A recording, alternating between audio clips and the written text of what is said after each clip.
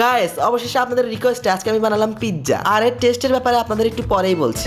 তো আমি আমার আগের ভিডিওতেই বলছিলাম যে এই বাংলাদেশের এমন কোনো খাবার নেই যেটা আমি বানাতে পারবো না। তো সেখানে অনেকেই কমেন্ট করছিলেন যে পারলে এটা বানিয়ে দেখাও, পারলে ওটা বানিয়ে দেখাও, কিন্তু সবচেয়ে বেশি এসেছে পিৎজার কমেন্ট। পিৎজা বানাও, তাহলে তোমার 1 মিলিয়ন সাবস্ক্রাইবার হবে।